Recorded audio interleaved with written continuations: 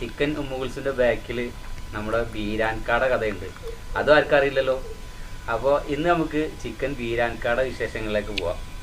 അതിനു മുന്നേ channel subscribe ചെയ്യാത്തവരാണെങ്കിൽ ഇപ്പോൾ തന്നെ ചാനൽ സബ്സ്ക്രൈബ് ചെയ്യുക. തൊട്ട് കാണുന്ന ബെല്ലൈക്കൺ കൂടി എനേബിൾ ചെയ്ത് ഓൾ എന്ന ബട്ടൺ സെലക്ട് ചെയ്ത് വെക്കുക. അങ്ങനെയാണെങ്കിൽ ഇതുപോലുള്ള നല്ല വീഡിയോസൊക്കെ നിങ്ങൾക്ക് നോട്ടിഫിക്കേഷനായി എത്തുന്നതാണ്.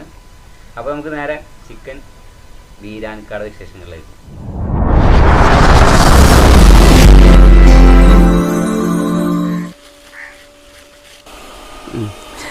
അപ്പോൾ ഇതാ നമ്മുടെ കുൽസുത്താത്താന പുയ്യാപ്പിളയാണിത്, ബീരാൻക. ഇതിനെ നമുക്കൊന്ന് കുളിപ്പിച്ചെടുക്കാം.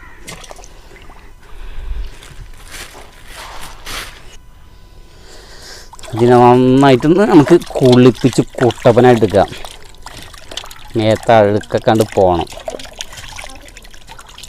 അതേപോലെ ഉള്ളിൽ നന്നായി കഴുകി